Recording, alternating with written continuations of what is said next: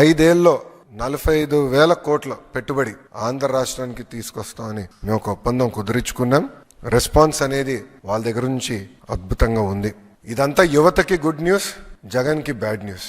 ఈ రోజు కూడా మీరు చూస్తే చంద్రబాబు నాయుడు గారు పదే పదే చెప్తున్నారు, జగన్ అనే వ్యక్తి క్రిమినలైజేషన్ ఆఫ్ పాలిటిక్స్ చేస్తున్నాడు. మేమందరం అహర్నిశలు కష్టపడుతున్నాం. గౌరవ ముఖ్యమంత్రి గారు అయితే సింగపూర్లో 8 ఆయన మీటింగ్లు మొదలు పెడితే రాత్రి 11:30 వరకు మీటింగ్లు నిర్వహిస్తున్నారు. అంటే ఆంధ్ర రాష్ట్రానికి పెట్టుబడులు తీసుకురావాలి, యువతకి ఉద్యోగాలు ఉపాధి తీసుకురావాలని ఆయన అహర్నిశలు కష్టపడుతున్నారు. ఆయన అంత కష్టపడుతుంటే మేము కనీసం ఇంకో గంట ఎక్కువ కష్టపడాలని మేమందరం పరిగెడుతున్నాం. గౌరవ ముఖ్యమంత్రి గారితో పోటీ పడాలని ప్రతి మంత్రి మేము పరిగెత్తాం.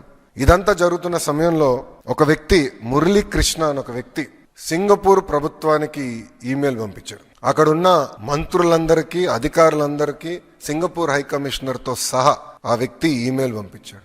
ఆంధ్ర రాష్ట్రంలో అన్స్టేబుల్ గవర్నమెంట్ ఉంది, రేపో మాపో ప్రభుత్వం మారిపోతుంది, మీరు ఆంధ్ర రాష్ట్రంతో ఒప్పందాలు చేసుకోవద్దు అని క్లియర్గా అతను చెప్పారు. మేము అందరం ఆశ్చర్యపోయాం, మరి ఇంత కష్టపడుతున్నాం, పెట్టుబడులు తీసుకొద్దామని మేము ప్రయత్నిస్తాం, ఎవర్రబ్బాయి ఈ వ్యక్తి అని మేము చెక్ చేస్తే ఏకంగా ఆ వ్యక్తి Peddireddy Ramachandra Reddy company PLR constructions లో పనిచేస్తున్న వాళ్ళతో అనేక సార్లు మాట్లాడారు. వైకాపాకి చెందిన మాజీ ఎమ్మెల్యేలతో కూడా అతను మాట్లాడారు. మొత్తం రికార్డు మా దగ్గర ఉంది. అంటే వాళ్ళు ఒక వ్యక్తిని ప్రోత్సహించి అతని చేత ఒక ఈమెయిల్ పెట్టిస్తే ఇవన్నీ ఆగిపోతాయి, అభివృద్ధి జరగదు, అప్పుడు తిప్పి మమ్మల్ని తిట్టచ్చు, అభివృద్ధి జరగలేదని ప్రయత్నం చేస్తున్నాడు Jagan Reddy. This is criminalization of politics.